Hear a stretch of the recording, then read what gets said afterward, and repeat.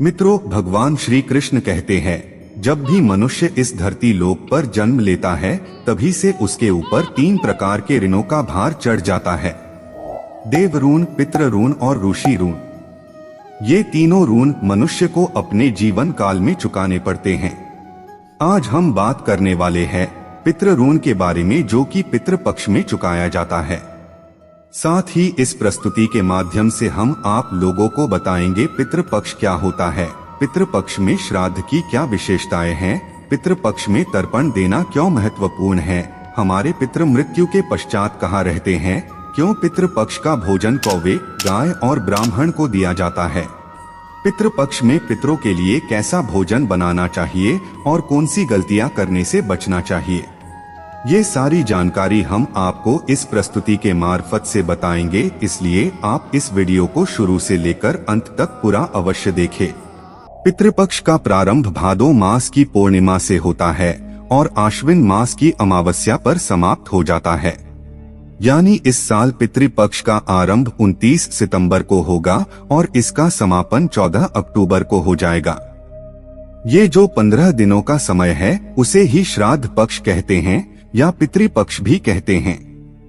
अगर संरचना की दृष्टि से देखा जाए तो हमारे ब्रह्मांड में 14 लोग होते हैं। हमारी पृथ्वी के नीचे 7 लोग अतल, वितल, सुतल, तलातल, महातल, रसातल और पाताल होते हैं, जबकि हमारी पृथ्वी के ऊपर 6 लोग पितृलोक, स्वर्गलोक, जनलोक, महलोक, तपोलोक तथा ग्रहण लोक होते हैं। और हमारी पृथ्वी इन सब के मध्य में स्थित है, जिसे पृथ्वी लोक कहते हैं। मनुष्य जब देह त्याग करता है तो उसकी आत्मा को अपने पूर्व जन्म में किए गए कर्मों के अनुसार ही नए शरीर की प्राप्ति होती है अथवा मुक्ति का मार्ग मिलता है। अपने किए गए कर्मों के अनुसार या तो वह बैकुंठ जाता है, या तो वह स्वर्ग में जाता है, या तो वह नरक में जाता है, और या तो उसे नए शरीर की प्राप्ति होती है।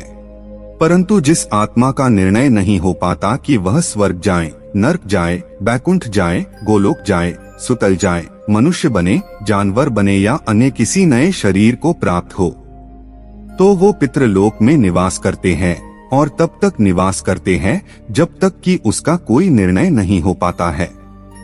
एक वर्ष में 365 दिन होते हैं और हमारे सभी पितृ अथवा पूर्वज पूरे वर्ष भर पितृलोक में ही रहते हैं।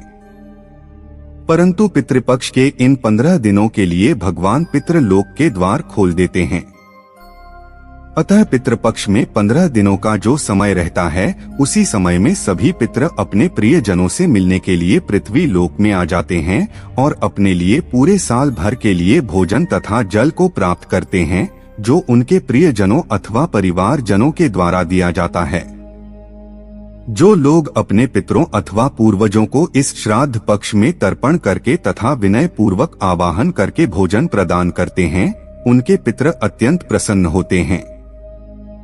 जब पितृ या पूर्वज तृप्ति और प्रसन्न होकर वापस पितृ लोक जाते हैं तो जाते समय अपने परिवार जनों को शुभाशीर्वाद देते हैं, जिससे कि उनके सभी मनोरथ पूरे होते हैं और सभी प्रकार के रोग, दुख अथवा कष्ट दूर होते हैं और खुशहाली आ जाती है।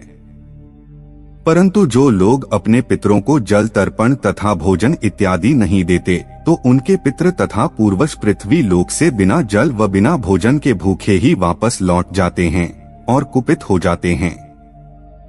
इस प्रकार से पितरों अथवा पूर्वजों के नाराज वह असंतुष्ट होने से परिवार जनों पर पितृदोष लग जाता है और उन्हें अनेक प्रकार के रोग, दुख और कष्ट लग जाते हैं, बनते काम भी बिगड़ने लग जाते हैं और उन्हें बहुत ही बुरी स्थिति का सामना करना पड़ता है।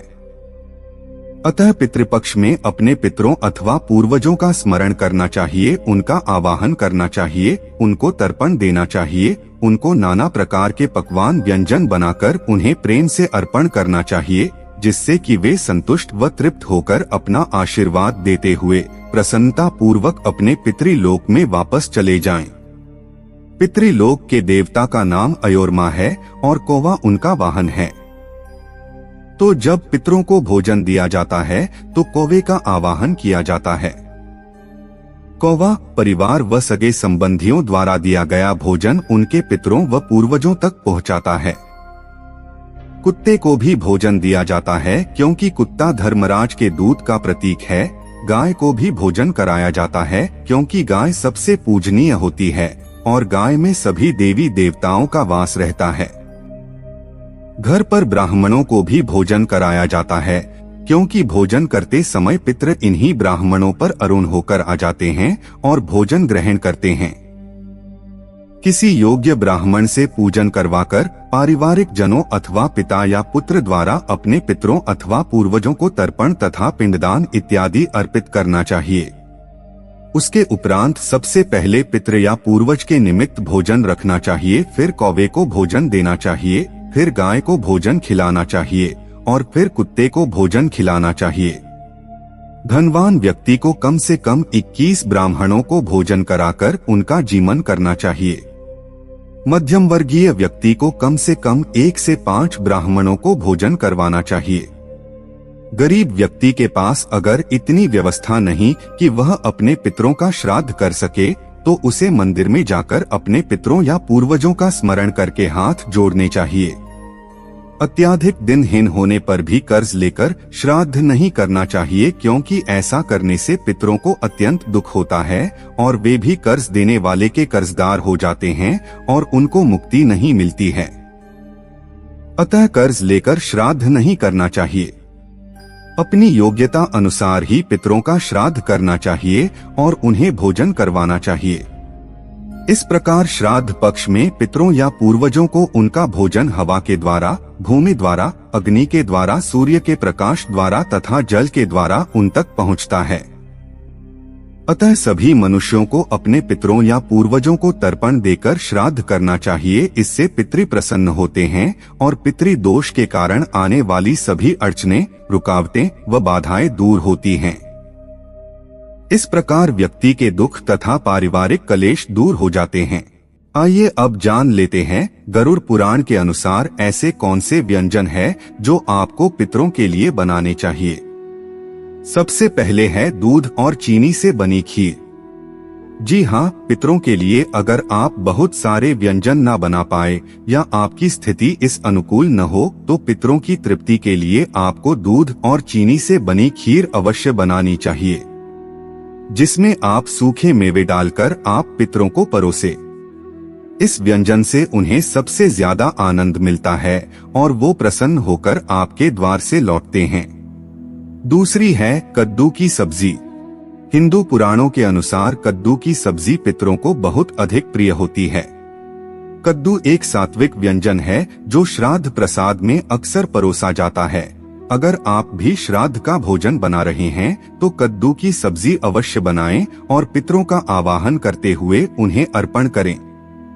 तीसरा है शुद्ध घी की रोटी। जी हाँ, शुद्ध घी की रोटी अवश्य बनाएं और अपने पितरों को याद करते हुए एक रोटी कौवे को और 2 छोटी रोटियां बनाकर गाय और कुत्ते को खिलाएं। इससे पितृ जिस भी रूप में धरती पर उपस्थित होंगे वह तृप्त होकर आपको वो आशीर्वाद प्रदान करेंगे। चौथी है पीली मूंग दाल और सफेद उड़द दाल। इन दोनों दालों के विषय में धर्मशास्त्रों में बताया गया है, जिसमें ये 2 दालों से बनने वाले व्यंजन चाहे वह मीठे हो या नमकीन अवश्य ही पितरों के लिए बनाने चाहिए। अगर आप उनकी श्राद्ध तिथि पर यह दालें बनाते हैं तो अधिक लाभदायक होता है। इसके अलावा आलू गेहूं से बनी पूरी, मीठी गुड़ की रोटी, मीठी केसर वाले चावल, काले चने और बेसन से बनी चीजें भी आप पितरों के लिए बनाई जाएं तो पितृ प्रसन्न होकर उन्हें ग्रहण कर लेते हैं। आइए अब जानते हैं भोजन कैसे बनाना चाहिए। जैसे हम ईश्वर का भोग बनाते समय उसे नहीं चखते या उसे झूठा नहीं करते, ठीक उसी प्रकार हमें पितरों का भोजन भी उन्हें अर्पण करने से पहले चखना नहीं चाहिए और ना ही झूठा करना चाहिए। भोजन बनाने से पहले आपको पूरी तरह से शुद्ध होना चाहिए। बिना स्नान आपको पितरों का भोजन नहीं बनाना चाहिए। और जो स्त्री मासिक धर्म में हो उन्हें भी पितरों का भोजन नहीं बनाना चाहिए। पितृ भोजन बनाने से पहले रसोई घर को गंगाजल से और यदि गंगाजल ना हो तो साधारण जल छिड़ककर पहले स्वच्छ कर लेना चाहिए। और उसके बाद भोजन बनाने से पहले ओम पितृदेवाय नमः या ओम वासुदेवाय नमः इन मंत्र का उच्चारण करके ही भोजन बनाना आरंभ करना चाहिए। अब जानते हैं कैसा भोजन नहीं बनाना चाहिए। कई लोग मानते हैं कि उनके पितरों को मांसाहार भोजन पसंद था, तो उन्हें पितृ श्राद्ध पर मांसाहार बनाकर खिलाना चाहिए। किंतु पितृलोक में प्रवेश के पश्चात पितरों का भोजन सात्विक बन जाता है, इसलिए उनके श्राद्ध भोजन में तामसिक व्यंजन का प्रयोग कदापि नहीं करना चाहिए। केवल सात्विक व्यंजन ही उनके लिए भोजन में बने हैं और वही उन्हें खिलाने चाहिए। तामसिक व्यंजन के साथ प्याज, अदरक, लहसुन का प्रयोग भी श्राद्ध भोजन में नहीं करना चाहिए। इन पदार्थों का प्रयोग भोजन में करने से पितृ भोजन ग्रहण नहीं कर पाते और वह भूखे ही पितृ लोग लौट जाते हैं। पितृ भोज में ज्यादा तेज मसाले का प्रयोग ना करें। जितना हो सके भोजन को मीठा और सात्विक बनाना चाहिए, जिससे पितरों ने आसानी से ग्रहण कर पाए। यहाँ एक सबसे महत्वपूर्ण बात हम आपको बताना चाहेंगे। हम भोजन तो परोस देते हैं या उनका भोग पितरों की तस्वीर पर लगा देते हैं या कोई गाय कुत्ते को भी खिला देते हैं, किंतु हम भोजन के साथ जल अर्पण करना भूल जाते हैं। सबसे जरूरी है जल का अर्पण करना। पितरों को आप भोजन ना ही अर्पण करें, किंतु जल का अर्पण पितृपक्ष के पूरे मास में अवश्य करें, जिसे पितृ प्यासे ही पितृलोक में न जाएं। इस प्रकार से आप अपने पितरों को भोजन खिलाकर संतुष्ट कर सकते हैं। तो मित्रों, हम आशा करते हैं हमारी ये जानकारी आपको अच्छी लगी होगी। अगर हमारी ये जानकारी आपको पसंद आए तो वीडियो को लाइक करें, कमेंट में जय श्री कृष्णा, जय पितृदेव अवश्य लिखें।